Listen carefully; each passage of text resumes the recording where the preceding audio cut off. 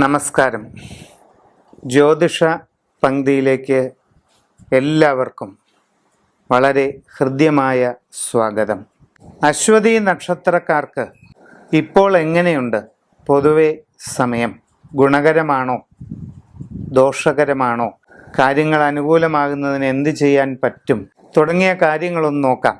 9-ാം ഭാവത്തിൽ വ്യാഴവും 9-ാം ഭാവത്തിൽ ശനിയുമാണ് അശ്വതി നാളുകാർക്ക് ഇപ്പോൾ സഞ്ചരിക്കുന്നത്. പൊതുവെ അനുകൂലമായ പല മാറ്റങ്ങളും ഉണ്ടാകാവുന്ന സാഹചര്യം കാണുന്നുണ്ട്. പ്രവർത്തന രംഗത്ത് വളരെ പുരോഗതി ഉണ്ടാകുന്നതിനുള്ള സാധ്യതയാണ് ഉള്ളത്. മനസ്സിൽ വിചാരിക്കുന്ന രീതിയിൽ കുറേ കാര്യങ്ങളൊക്കെ സാധിക്കുന്നതാണ്. അപ്രതീക്ഷിതമായ ചില നേട്ടങ്ങൾ നിങ്ങൾക്ക് കൈവരാനുള്ള സാധ്യത കാണുന്നുണ്ട്. പുതിയ ജോലിക്ക് ശ്രമിക്കുന്നവർക്ക് 9-ൽ വ്യാഴത്തിൻ്റെ ഗുണം കൊണ്ട് അത് നടക്കാനാണ് സാധ്യത. സ്വയം തൊഴിൽ ചെയ്യുന്നവർക്കും ബിസിനസ്സുകാർക്കുമെല്ലാം വളരെ അനുകൂലമായ ഒരു കാലഘട്ടമാണ് ഇപ്പോൾ.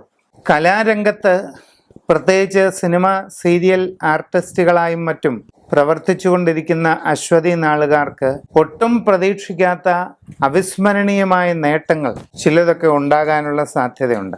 ബിസിനസ്സുകാർക്ക് പുതിയ ചില മാർഗങ്ങൾ തുറന്നു കിട്ടും. നിങ്ങളുടെ ജീവിതത്തിൽ വളരെ സുപ്രധാനമായ പല മാറ്റങ്ങളുടെയും തുടക്ക ഘട്ടമാണ് ഇപ്പോൾ നടക്കുന്നത്.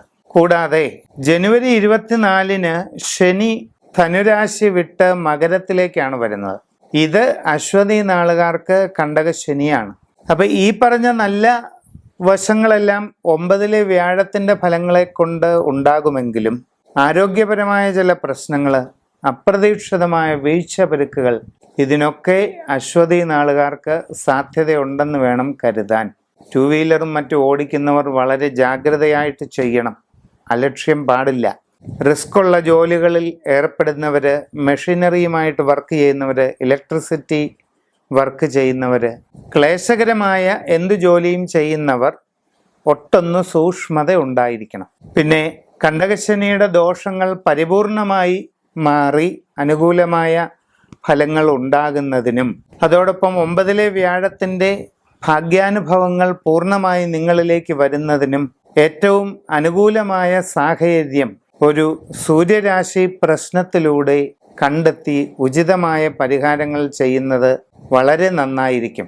നിങ്ങളുടെ ജാതകത്തിൽ രാജയോഗങ്ങളുണ്ടെങ്കിൽ അത് പരിപൂർണമാകുന്നതിന് വേണ്ടി ഒരു പ്രത്യേക അനുഷ്ഠാനം ഇവിടെ പറയുകയാണ്. അത് ഇതാണ്: മേരു ശ്രീ യന്ത്രം. ഇത് വിധിപ്രകാരം പ്രാണപ്രതിഷ്ഠയും പൂജയും ചെയ്ത് സ്വീകരിച്ച് നിങ്ങളുടെ ഗൃഹത്തിൽ പതിവായി ദീപദർശനം ചെയ്ത് ലഘുവായ അനുഷ്ഠാന പൂജകളും ജപവും ഈ ശ്രീയന്ത്രത്തിൽ ചെയ്തുകൊണ്ടിരുന്നാൽ രാജകീയമായ അഭിവൃദ്ധിയും ഐശ്വര്യ സമൃദ്ധിയുമാണ് ഫലങ്ങളായി പറയുന്നത്.